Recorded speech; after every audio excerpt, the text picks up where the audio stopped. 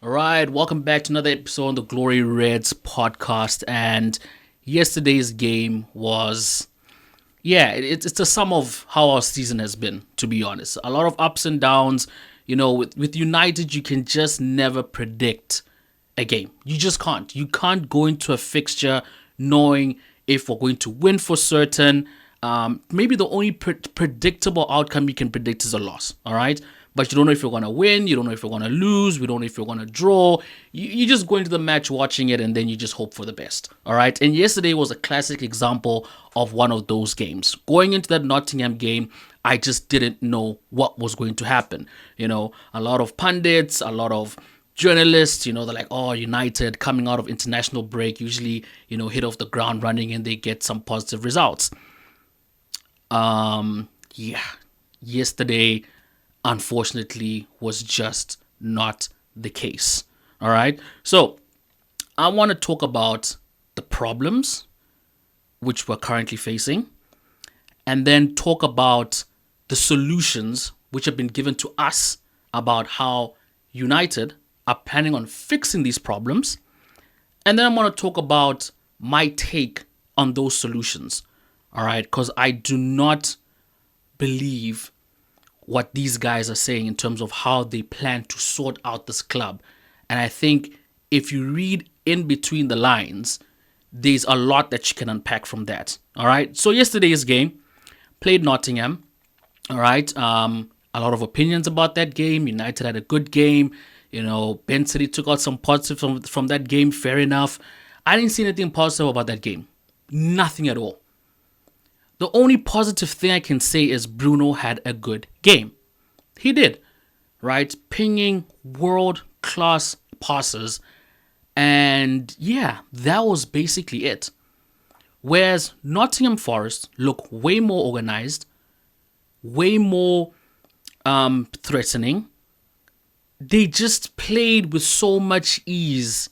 It almost felt like we're playing a team that's just well above our class.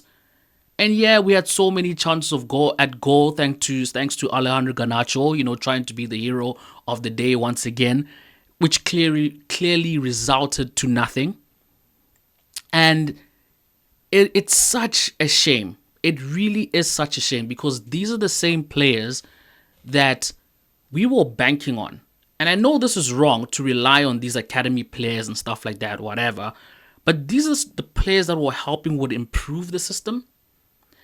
And I think there's a lot of pressure that's put on these academy graduates to be like, oh, this player is going to be the answer to our problems. When this player comes from academy to the first team, he's going to fill a gap that's needed to be filled and he's going to transcend this team. When actual fact, these players still need to develop. That's the truth about it. And they're just not ready for the pressures of you are going to be the one to change things at Manchester United at the moment. They're definitely going to be the ones for the future, but not the ones for now. And yesterday was a clear result. It was a clear, not even a result. It was a clear indication of why we can't rely on these players and why we need to bring in more players which are experienced. And I'm not talking experienced like the Casemiros and the Ericssons that are well past their prime, that are almost into their retirement years. I'm talking about the profiles of Mazraoui. I had a conversation with my brother earlier and, we're talking about player profiles. And players like Mazraoui are not too old, or let me say not old. They're not too young, right? They're just slap bang in that right age bracket. I don't want to say in their prime, but they're very close to being in the prime. Very consistent, very experienced, very reliable. Those are the type of players that we need to have in the system, coupled up with these up-and-coming players, and then have those experienced players in certain positions that we need to get the job done, aka a striker. All right? A proven striker, not bring in more young, inexperienced strikers to come and get the job done for us, because that's not going to work. We tried it with Rasmus Højlund, it didn't work. We tried it with Joshua Zirkzee, it didn't work. We need to go into the market and actually get a proper striker. But again, that doesn't solve the problem because we still have a problem of not supplying the striker with the ball. And this is an issue we have been on record repeating since last season. Our strikers are not getting enough service. And until that changes, it doesn't matter which striker you bring into this system. Things are not going to change. Things are not going to change. Amrin needs to bring in the right type of players, the right profile of players that are going to make his system works because it works. But it's just not working with some of these players that we have at this club. A lot of work is going to need to be done during the preseason, during the transfer market, to start making some sliver of progress. Because for some of you out there who think, oh, okay, Amrin came in mid-season, wait until he gets his preseason, wait until he gets his first transfer, his real first transfer window, and then things are just going to skyrocket from there. It's not happening. It's not happening. If you think next season is going to be some saving grace from this abysmal season, it's not going to happen. And if it happens, well done. But the way I see it, it's not going to happen. This Nottingham game, funny enough, was not even like one of the last difficult games that we had to play until the end of the season.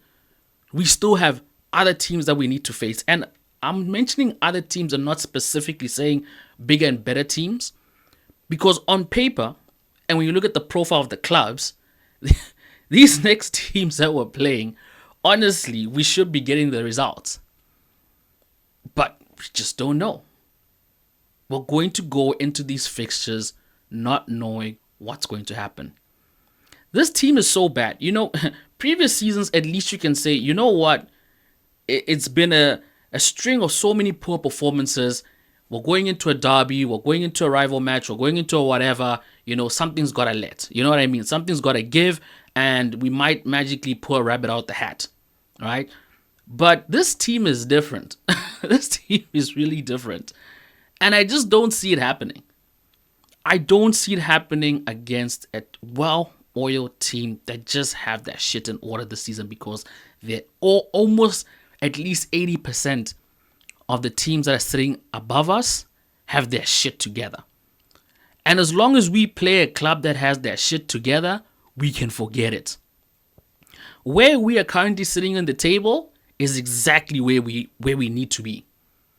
Because everyone below us, including us, have been very inconsistent and very shit this season. And everyone who is sitting above us have been way more consistent, way more organized than what we have been. This is by far going to go down in history as our worst season ever in the current Premier League era. This season is a write-off. And with that being said, it's actually scary to think that I'm not saying we want to be as bad as we are this season next season, but I'm just saying if you think next season is going to be some walk in the park, I honestly don't believe it's going to be that way. It's still going to be an uphill battle. We have mentioned this a lot of times. All us United fans know which players need to leave. It's honestly going to be a waste of time me repeating this. Right? And I think a lot of players will be let go. A lot of players, there will be an attempt to sell some of these players in the summer. I don't know if they're going to leave or not. They're on good wages. Why would they want to leave?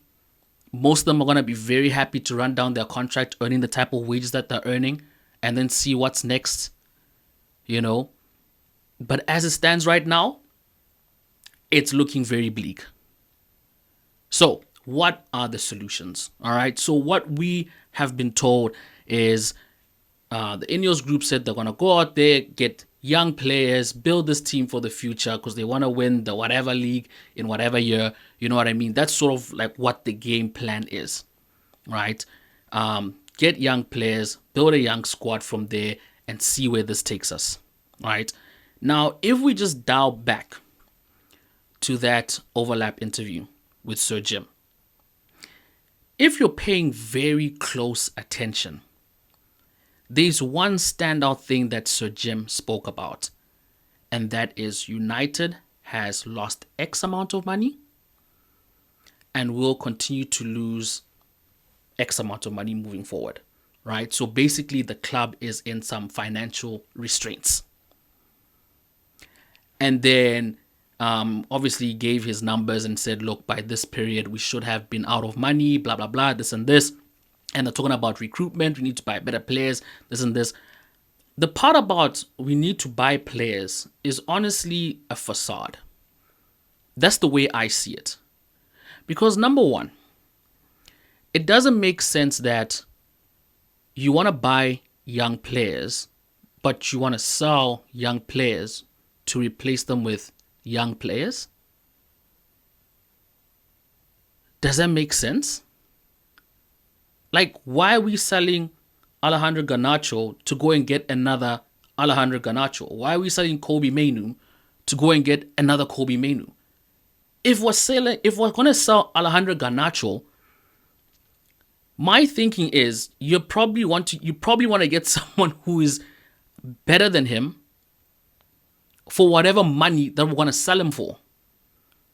Right? But if the club is saying that they're out of money and they need to sell players, then clearly that money that they're using to sell the players is not going to be pumped into the money that we need in the transfer window. So basically what I'm trying to say is these guys are selling players to recover money back into the club. They're not selling players to build up the transfer budget. So for example, if the transfer budget is 100,000 right now, right? Just an example. All right, or 100 million. What is it? Okay, let's use 100,000, right? Transfer budget is 100,000.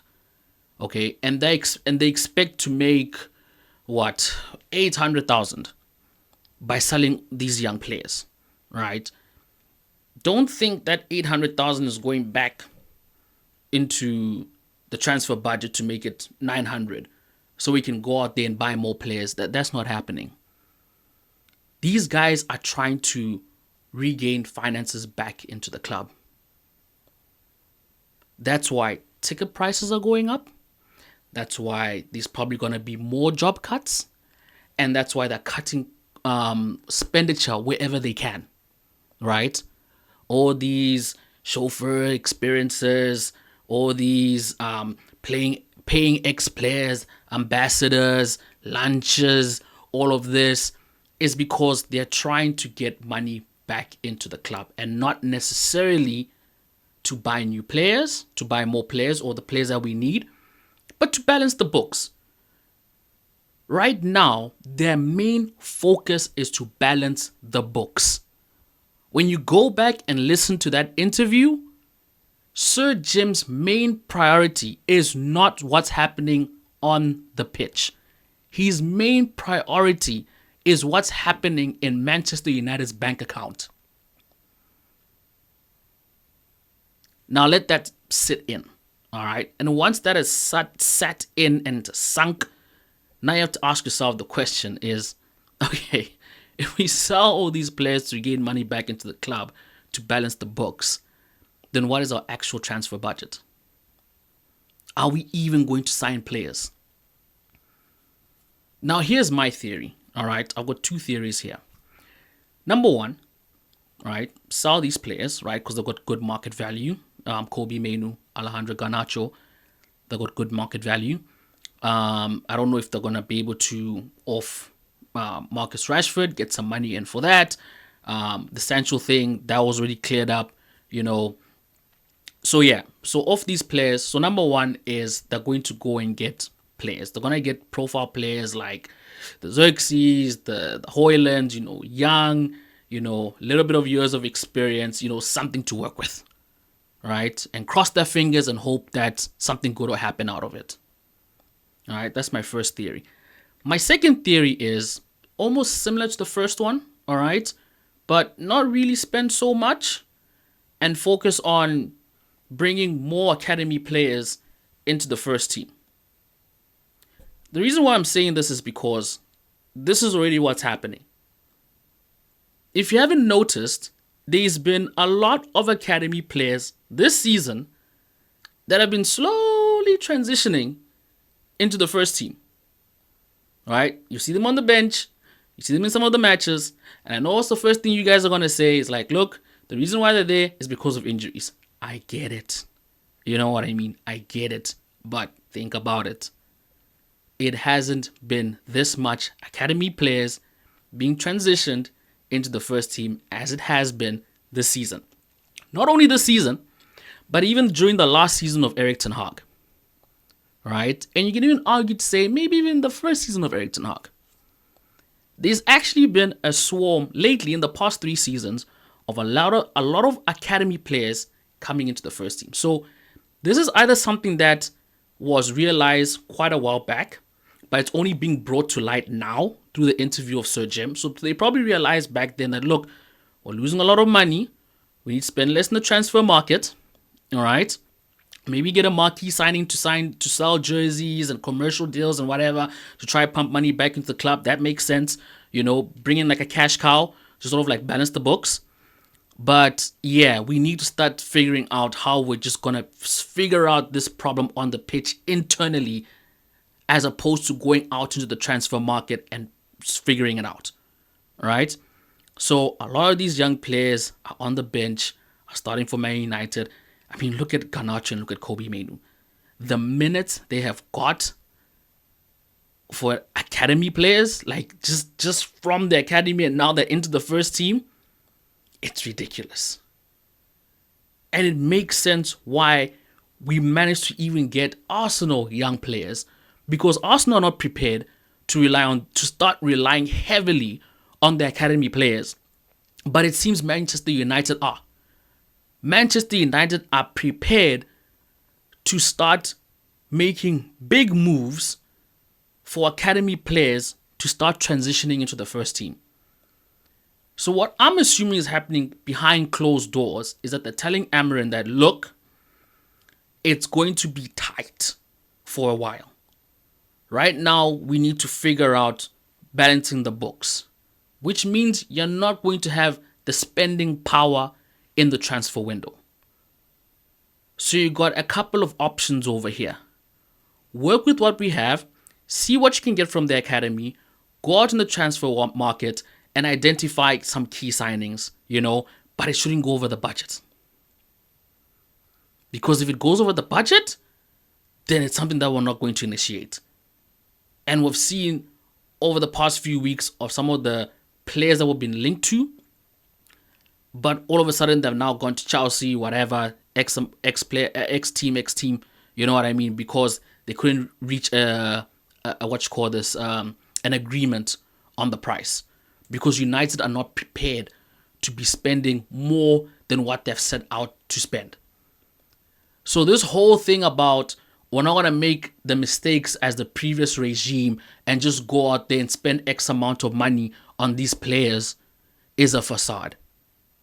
It's a facade because they literally cannot. They do not have the bank for it. They had the bank for it. The bank got absorbed by the Glazers, right? Because they just took out all the dividends. They didn't invest back into the club. So then they actually had the spending power to go stunt like that, but now they don't. They don't have that spending power, and because they don't have that spending power, they are lying to us. They are lying to us that we do not want to buy the Mbappes, whatever, because we want to go in there strategically. No, it's because you just no longer have that spending power anymore. And you have to tell us something that is somewhat believable. That's going to convince us that, you know what, yeah, you're right. We did make mistakes by going and signing marquee players, and look what's happened. You don't have the money. You don't. Because if you did, why are you increasing ticket prices? Why are you cutting jobs? Why are you cutting expenditures? Maybe there is some justification of, yeah, this is unnecessary spending, But why is it being done so dramatically? If the club genuinely has the money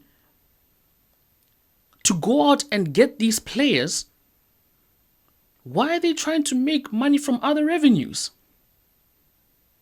Other revenue streams, so to say.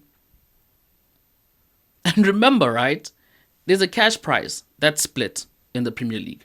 So obviously, the higher you finish, the more money you get. The lower you finish, the lower money you get. And we haven't been finishing in good league positions for a long time. So at least when we're finishing in the top 6, we're getting quite some money back from the league. When we're competing in Europe, we're getting some cash money. But this season, not even the bottom half, or like in the bottom quarter of the league. I don't even know how much the bottom quarter gets. And now we're going to feel the effects of the teams that finish in the bottom quarter in the transfer market, because we're not going to have the bank to go and spend. So yeah, do I see it getting any better anytime soon? I don't think so.